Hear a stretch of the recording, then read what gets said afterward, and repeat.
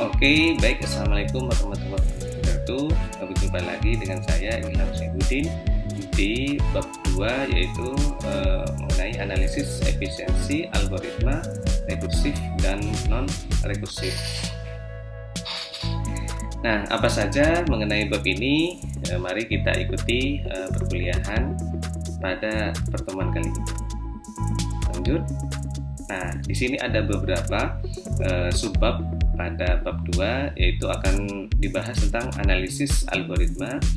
Kemudian yang kedua adalah analisis efisiensi algoritma rekursif. Yang ketiga adalah analisis efisiensi algoritma non-rekursif. Dan yang terakhir adalah order of growth. Ini. Nah, untuk membersihkan itu, monggo silahkan sambil kuliah juga bisa menikmati apa yang ada di dalam suguhan kalian, karena ini sifatnya kuliah daring. Monggo silahkan bisa menikmatinya, ataupun apapun yang terjadi, monggo silahkan bisa menikmati cemilan yang ada di sekitar Anda. Baik, yang pertama yaitu adalah penjelasan mengenai rekursif algoritma. Yang pertama adalah analisis algoritma. Di sini memiliki tujuan memeriksa efisiensi algoritma dari dua segi. Yang pertama adalah waktu, dan yang kedua adalah penggunaan memori. Kemudian apa sih efisiensi waktu? Nah, di sini adalah seberapa cepat algoritma itu dieksekusi. Jadi semakin cepat semakin baik. Kemudian yang ketiga adalah efisiensi memori. Beberapa banyak memori ya yang dibutuhkan untuk menjalankan algoritma tersebut, seperti itu. Baik, untuk melakukan analisis efisiensi waktu algoritma harus diestimasi dulu waktu eksekusi algoritmanya. Nah, bagaimana cara melakukannya? Simak penjelasan berikut ini. Nah, di sini ada algoritma SQL search. Jadi di sini pencarian algoritma atau pencarian atau urutan SQL. Ya, misalnya ada himpunan A dari 0 sampai n-1, koma K. Nah, makanya gimana kita diberi kasus seperti ini? Nah, kemudian kita dicari ya dalam semua memberikan nilai, diberikan sebuah nilai dalam sebuah himpunan. Nah, dengan SQL set. Nah, itu himpunan terurut begitu ya, atau pencarian himpunan. Kemudian di input ya ada sebuah himpunan A ini ya dari 0 ya n-1 dan ya sebuah pencarian ya atau nilai kunci pencarian yaitu K. Kemudian output ya mengulangi indeks ya untuk yang pertama atau himpunan yang pertama dari A ya. Kemudian di sana dihubungkan dengan K ya atau kurangi 1 jika tidak ada yang sesuai dengan anggota. Nah, ini contohnya nih. Nah, di sini 1 kali, di sini 2 kali ya, di sini 1 kali, di sini 2 kali, di sini 1 kali. Di manakah kunci dari algoritma tersebut? Nah, simak penjelasan berikutnya. Baris kode mana yang sangat berpengaruh pada running time? Nah, bagian loop ya atau putaran gitu ya, baris 2 dan 3 atau iterasi kan gitu ya. Mengapa? Karena dieksekusi berulang-ulang, makin banyak eksekusinya, makin lama running time program. Nah, jadi tahu ya bedanya ya. Nah, sampai di sini. Lanjut, nah ini misalnya ya pencarian SQL ya, sekuensial. Nah ini adalah baris kedua dan baris ketiga. Di sini ada looping ya, di baris kedua dan ketiga. Estimasi eksekusi algoritma SQL seperti itu. Kemudian selanjutnya akan dijelaskan time sama dengan n loop ya dikali t loop. Nah, time artinya adalah estimasi waktu eksekusi algoritma untuk input tertentu. Sedangkan n loop sama dengan berapa kali ya, berapa kali loop dieksekusi ya. Kemudian t loop sama dengan waktu yang diperlukan untuk mengeksekusi loop 1 kali. Biasanya itu ditentukan satu satuan waktu tanpa dispesifikasikan beberapa nilainya. Nah, di sini asumsikan ya himpunan A, array A terdiri atas n elemen. Jadi dalam sebuah himpunan itu memiliki sebuah n elemen. Jadi anggota maksudnya seperti itu ya, di dalamnya ada anggota. Nah, di sini ada best case, ada average case, ada worst case. Best case, kasus terbaik di mana nilai K itu bisa kita temukan di himpunan yang paling pertama dari himpunan A, anggota himpunan dari A. Misalnya kasusnya itu A sama dengan ya. Misalnya di sini A sama dengan ya, A-nya di sini itu A sama dengan 1 2 3 4 5. Berarti posisi K di elemen pertama itu adalah 1 gitu ya. Time 1 sama dengan 1 kali 1 satuan waktu. Bagaimana kalau average case-nya? Nah, ini sama dengan ya, atau ya di sini artinya adalah K ditemukan di elemen tengah himpunan A. Jadi di sini artinya tuh rata-rata gitu ya, separuh berarti ya, separuh dalam satu satuan waktu. Misalnya di sini time ya sama dengan n dibagi 2 dikali 1 satuan waktu. Jadi makanya kenapa kok setengah ya. Bagaimana kalau misalnya worst case, kasus paling buruk atau apa namanya paling lama barangkali ya di situ. Nah, jika K ya di dalam sebuah deret himpunan itu, himpunan A misalnya ya. Nah, itu ditemukan di paling akhir dari himpunan A. Nah, time sama dengan n kali 1 satuan waktu. Jadi dari dalam himpunan itu kan terdiri dari yang namanya anggota. Anggota paling akhir itu yang dimaksud dengan n dikali 1 satuan waktu. Jadi semakin lama seperti itu ya logikanya. Coba misalnya di sini pakai misalnya best case, misalnya di sini A sama dengan misalnya 1 2 3 misalnya seperti itu. Nah, jika K di sini ya ada di yang pertama, artinya elemen pertama ini ya, elemen pertama, anggota pertama itu yang dinamakan dengan best case. Kemudian bagaimana average case? Nah, misalnya di sini juga sama. Ini misalnya tengah, ini yang dinamakan average case. Kemudian bagaimana? Nah, kalau ada di paling akhir, ini yang dinamakan worst case. Seperti itu. Nah, jadi semakin lama kan kalau menunggu di akhir, jadi yang terbaik adalah yang pertama. Seperti itu kira-kira. Lanjut, di sini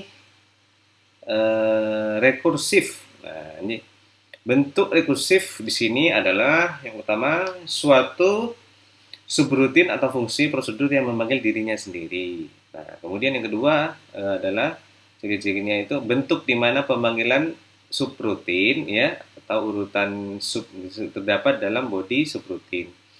Dengan rekursi program akan lebih mudah dilihat. Nah, bentuk rekursi bertujuan untuk ini yang pertama adalah menyederhanakan penulisan program. Yang kedua, menggantikan bentuk iterasi seperti itu. Syarat bentuk rekursif ada kondisi terminal atau basis. Kemudian yang kedua adalah ya subroutine call yang melibatkan parameter yang nilainya menuju kondisi terminal atau recurrence seperti itu. Nah, ada beberapa langkah-langkah. Di sini ada 5 langkah untuk menganalisis efisiensi waktu algoritma. Yang pertama adalah ya tentukan parameter yang mengindikasikan urutan input. Kemudian parameter ya, jangan lupa itu indikator. Yang kedua adalah indikator basic atau dasar operasi dari algoritma. Kemudian adalah tentukan apakah untuk ukuran input yang sama banyaknya dieksekusi basic operation bisa berbeda. Kemudian yang keempat adalah tentukan rumus sigma yang menunjukkan berapa kali basic operation dieksekusi. Yang kelima, selesaikan rumus sigma untuk menghitung banyaknya eksekusi basic operation seperti itu. Nah, 5 ini merupakan langkah-langkah umum. Lanjut, step pertama, tentukan parameter yang mengindikasikan ukuran input. Nah, ini contohnya ya. Sesuatu pada input ya yang jika nilainya bertambah akan menyebabkan banyaknya eksekusi loop bertambah. Nah, ini contohnya. Algoritma untuk menghitung x pangkat n menggunakan cara x pangkat n sama dengan, nah di sini ya, ini adalah caranya. X pangkat n ini kan banyaknya n kali ya. Ini definisinya. X dikali x sampai n kali seperti itu. Parameter ukuran inputnya adalah nilai n. Itu yang dimaksud dengan parameter. Karena jika n makin besar, maka banyaknya eksekusi loop akan bertambah. Bagaimana dengan nilai x? Nah, untuk algoritma square set, parameter ukuran inputnya adalah banyaknya elemen array n, itu ya, himpunan n. Elemen array banyaknya maksudnya sebanyak berapa n kali, gitu ya, n berapa jumlahnya begitu ya. Misalnya n kalinya itu berapa kali gitu ya, n misalnya x pangkat 5, berarti x-nya itu sejumlah 5. Mengapa nilai elemen array tidak? Nah, lagi simak berikutnya. Step kedua, identifikasi basic operation algoritma. Nah, di sini adalah waktu yang diperlukan untuk mengeksekusi loop satu kali. Nah, kemudian dapat diwakili oleh sebuah operasi pada loop paling dalam. Kemudian, operasi yang dipilih adalah operasi yang selalu dilakukan ketika loop dieksekusi. Nah, di sini untuk algoritma square set pencarian algoritma di sini ya sequential ya, basic operation-nya dapat digunakan I kurang dari n. Ya. I kurang dari n dieksekusi satu kali setiap loop dieksekusi. Nah, pastilah ya I ini kurang dari n jika ingin kita ketahui seberapa yang dieksekusi satu kali setiap loop dieksekusi. Nah, yang ketiga, tentukan apakah untuk ukuran input yang sama banyaknya eksekusi basic operation bisa berbeda. Nah, pada square set atau pencarian square, parameter untuk ukuran input ya adalah n atau banyaknya elemen array. Nah, itu definisinya. Ya, saya ulangi lagi ya. Misalnya tadi itu ada himpunan A sama dengan dalam kurung berawal 1, 2, 3, berarti banyaknya elemen array-nya atau n-nya itu adalah sebanyak 3. Nah, untuk n tertentu apakah banyaknya eksekusi basic operation bisa berbeda? Nah, bisa saja. Jika elemen pertama array himpunan A bernilai K, maka banyaknya eksekusi basic operation untuk n tertentu Cn sama dengan 1. Nih. Jika K ditemukan di elemen akhir, maka Cn sama dengan n, seperti kasus yang awal tadi. Perlu diadakan analisa best case, worst case, dan average case. Baru akan terlihat. Nah, ini tentukan rumus sigma yang menunjukkan berapa kali basic operation dieksekusi. Nah, ini contohnya ya, langsung ke aplikasi dalam sebuah rumus. Di sini ya C dalam kurung n, banyaknya eksekusi basic operation untuk input ukuran n. Untuk best case, nah ini best case berarti nilainya di sini 1.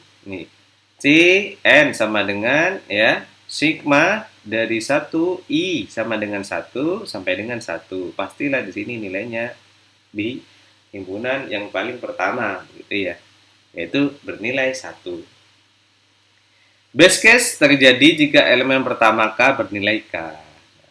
seperti itu. Ya, misalnya ini pastilah sama halnya di sini kan I itu nilainya 1 di sini, kemudian akan melahirkan namanya C. Misalnya di sini nilai N-nya sama dengan 1, kemudian di sini 1. Karena ini 1 ke 1 sehingga nilainya 1.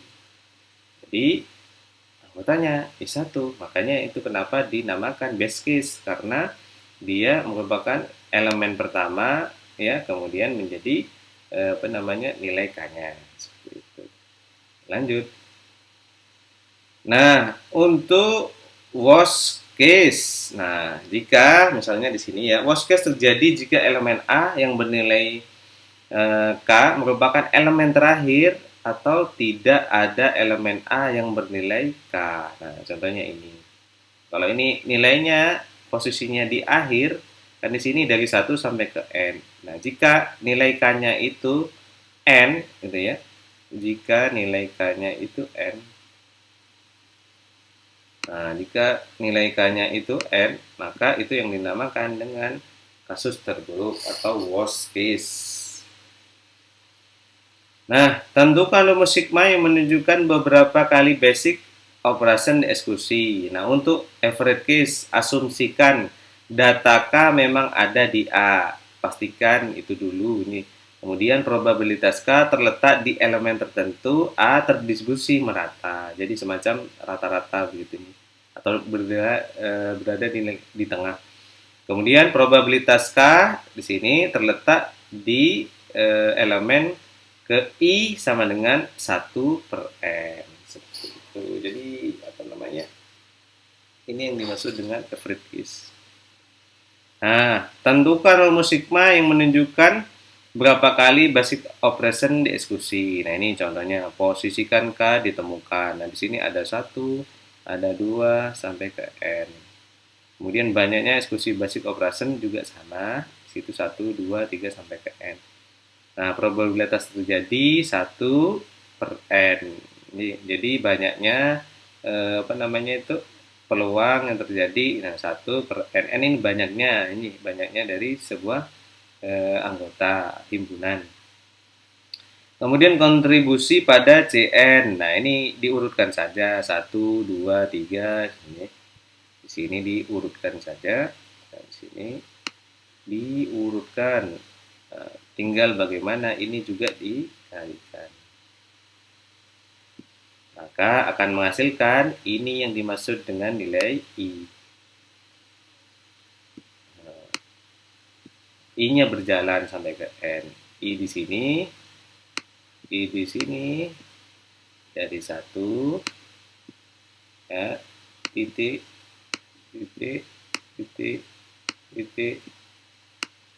N. Nah, seperti itu ya. Oke, lanjut. Nah, ini sehingga average case akan menghasilkan seperti ini. Ya, sebuah rumus ya, dari sigma kemudian dikali N dari temuan yang tadi ini. Karena ini kasusnya, nah ini dari 1 sampai ke N ya, I dikali 1 sama seperti yang penjelasan sebelumnya. Nah, lanjut ya, base case untuk school set ini ya sudah dijelaskan barusan. Kemudian worst case, nah ini sama dengan N. Jadi yang paling akhir nilainya C N N yang paling akhir ya. Kemudian average case pada sequel ya menghasilkan ini. Ini. Apa maksudnya Pak? Ini kalau dimasukkan ini kan yang pertama ini rumus umum, ini bisa dipindah ke depan sehingga ini hasilnya juga sama nanti kalau kita masukkan ya. Dan sama halnya dengan kita operasikan, ini akan kembali ke bentuk semula. Ini 1 per 2, 1 ditambah N. Ini. Nah, kemudian menghasilkan rumus average case seperti ini. Contohnya di sini ini kalau misalnya kita masukkan nilai 1. Kalau di sini C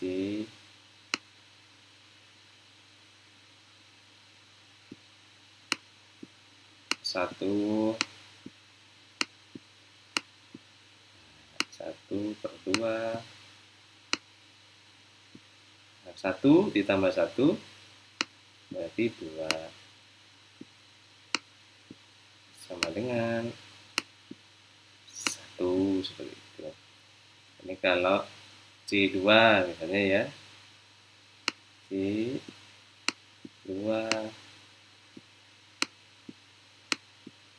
sama dengan 1 per 2, kemudian ini 1 ditambah 2 ya, 1 ditambah 2 itu 3. Jadi 3 2 seperti itu lah. Ini oke, lanjut. Square setnya average-nya seperti itu, karena ada nilai tertentu di sana. Average case pada square set ya, Cn sama dengan n per 2 sini. Untuk n sama dengan 10 ya, Cn sama dengan 5,5. Jadi kalau kita input ini, jadi bernilai average ya, rata-rata seperti ini, berada di nilai tengah. Ini nilai tengahnya. Contohnya misalnya ini penjelasan biar semakin jelas terang benderang. Andaikan saja itu ini C 10 ya, n-nya diganti 10. Berarti kan di sini 1 2 3 4 5 6 7 8 9 10. Mana sih yang namanya ini kan contoh sederhananya ya, N1 per 2. Nah, average case, nah berarti ada di posisi sini. Set. Makanya rumusnya menggunakan ini. Berarti hasilnya kalau 10 sama dengan 5,5. Nah, itu nilai K-nya.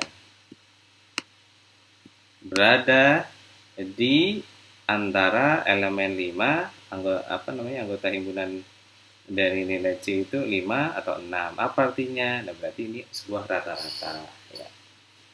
Itu yang namanya algoritma yang berada di posisi average case. Nih. Lanjut, estimasi waktu running algoritma sequential search. Nah, ini estimasi waktunya. Di sini ada T besar dalam kurung N sama dengan COP dikali C dalam kurung N. Tn, nah di sini diketahui di sini Tn sama dengan waktu yang diperlukan untuk mengeksekusi algoritma dengan input berukuran N. Kemudian COP sama dengan waktu untuk mengeksekusi basic operation 1 kali. Biasanya ditentukan 1 satuan waktu. Hitung T dalam kurung N untuk sequence search pada base case, worst case, dan average case. Nah, ini contohnya ya. Langsung ke di sini fungsi. Coba hitung untuk sequence search dan base case, worst case, dan average case. Monggo disesuaikan saja waktunya, ini sama seperti yang di awal tadi. Khususnya di sini fungsi rekursif, lanjut ya. Fungsi rekursif dalam pemrograman merupakan fungsi yang memanggil dirinya sendiri. Fungsi rekursif seperti halnya perulangan karena tingkah lakunya yang mengulang-ulang setiap pemanggilan dirinya. Fungsi rekursif untuk faktorial seperti contoh di bawah. N faktorial sama dengan 1 ya. Untuk N sama dengan 0 atau N sama dengan 1. Nah, ini maka hasilnya 1. Kemudian lanjut di sini fungsi ya. Nah, sudah dijelaskan barusan ya, fungsi di sini rekursif dalam program merupakan fungsi yang memanggil dirinya sendiri. Fungsi rekursif seperti halnya pengulangan karena tingkah lakunya yang berulang-ulang setiap pemanggilan dirinya. Fungsi rekursif untuk faktorial seperti contoh di bawah ini. Nah, di sini n faktorial sama dengan 1 untuk n sama dengan 0 atau n sama dengan 1. Kemudian di sini n faktorial sama dengan n dikali dalam kurung n dikurangi 1 faktorial untuk n lebih dari 1. Untuk n lebih dari 1 maka faktor dalam kurung di sini adalah n dikurangi 1 faktorial akan selalu muncul untuk menghitung nilai berikutnya hingga n dikurangi 1 sama dengan 0 baru selesai. Contohnya seperti ini, n sama dengan 3 maka faktorialnya karena ini sifatnya untuk diri sendiri, 3 faktorial sama dengan 3 dalam kurung 3 dikurangi 1 tutup kurung faktorial.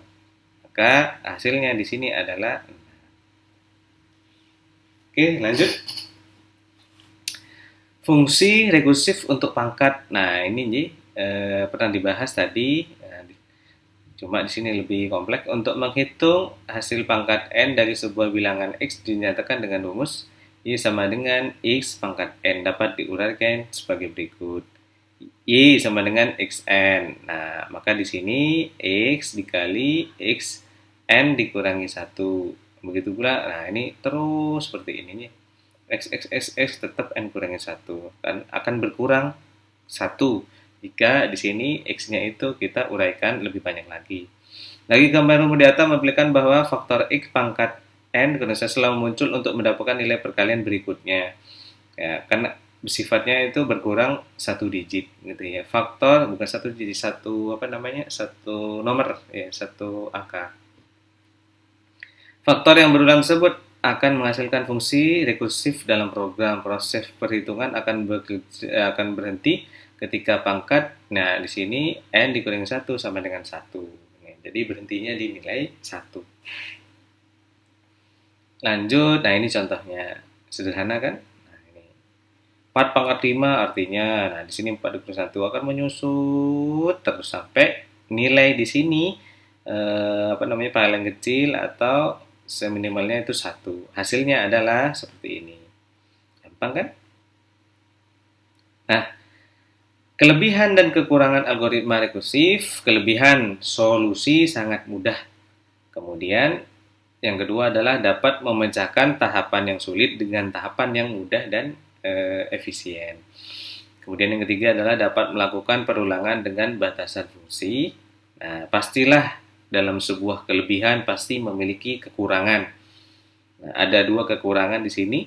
Tidak bisa melakukan nest loop atau looping bersarang. Kemudian proses agar agak berbelit-belit karena terdapat pemanggilan fungsi yang berulang dan pemanggilan data yang ditumpuk. Seperti itu kekurangannya. Nah, di sini ada worksheet. Nah, nanti ini akan dimunculkan di tugas ya, seperti itu. Semua cakram diletakkan sedemikian rupa pada sheet yang nih. Goal dari perusahaan adalah memindahkan semua cakram. Nah, ini ya. Cakram yang lebih besar tidak boleh diletakkan di atas cakram yang lebih kecil ya. Semua cakram harus diletakkan sedemikian rupa pada tiang C seperti itu. Kemudian bagaimana fungsi rekursif dari faktorial n faktorial sama dengan 10. Nah, ini hitung hasil dari ya x pangkat 6 jika x sama dengan 5 dengan fungsi rekursif. Ini nanti bisa dikerjakan ya di latihan tugas. Nah, ini juga sekalian untuk nanti di pertemuan selanjutnya. Nah, ini ya lanjutan dari analisis efisiensi algoritma non rekursif. Tapi tidak apa-apa, ini dijadikan satu sehingga ini menjadi penjelasan berkelanjutan. Karena ini sifatnya pertemuan ketiga dan keempat. Lanjut. Nah, contoh penggunaan algoritma non-rekursif. Di sini ada perkalian matriks, ada max elemen. Nah, langkah-langkah umum untuk menganalisis efisiensi waktu algoritma itu ada 5. Yang pertama, tentukan parameter yang mengindikasikan ukuran input. Yang kedua, identifikasi basic operation algoritma. Yang ketiga, tentukan apakah untuk ukuran input yang sama, banyaknya eksekusi basic operation bisa berbeda. Yang keempat, tentukan rumus sigma yang menunjukkan berapa kali basic operation dieksekusi. Dan yang terakhir atau yang kelima, selesaikan rumus sigma untuk menghitung banyaknya eksekusi basic operation. Nah, ini ya, silakan dibaca. Tentukan parameter n yang menunjukkan ukuran input, tentukan opsi dasar algoritma, periksa operasi, tentukan rumus sigma. Nah, dijalankan. Di sini ada Cn. Ya, di sini selesaikan rumus sigma untuk menghitung banyak operasi dasar yang dijalankan. Nah, algoritma max elemen, nah elemen maksimal maksudnya ya. Algoritma max elemen, nah di sini kasusnya sama. Ini cuma di sini ada max ya, di sini A0 for itu di return max, kemudian lagi ya, ulangi lagi max. Nah, yang selanjutnya penjelasannya, ukuran input dari algoritma ini adalah jumlah elemen pada array atau himpunan, yaitu n ya. Operasi dasar yang paling banyak diskusi ada dalam loop for. Ada 2 operasi dalam loop perbandingan. Di sini lebih besar A, I lebih besar dengan max, dan segmen max lebih besar daripada AI. Karena operasi perbandingan eksekusi pada setiap iterasi dan operasi segmen tidak, maka perbandingan dijadikan sebagai operasi dasar. Nah, ini tanya jumlah perbandingan pun tetap sama untuk semua operasi input array n, sehingga berukuran tidak perlu menghitung worst case, best case, dan average. Misalnya Cn sama dengan jumlah eksekusi perbandingan ada tiap loop terjadi 1 kali perbandingan. Ini dieksekusi sebanyak n kali sehingga Cn berjumlah. Sama seperti yang tadi, di sini Cn sama dengan n dikurangi 1 elemen, di sini delta dalam kurung n. Itu saja dari saya. Terima kasih atas perkuliahan kali ini, mudah-mudahan bermanfaat. Jika bingung, kita bahas di forum diskusi ya. Sampai berjumpa di pertemuan berikutnya. Tetap semangat dan berkreasi untuk kemajuan kita bersama. Mohon maaf bila ada salah kata dalam penjelasan saya. Wassalamualaikum warahmatullahi wabarakatuh. Ciao. Dadah.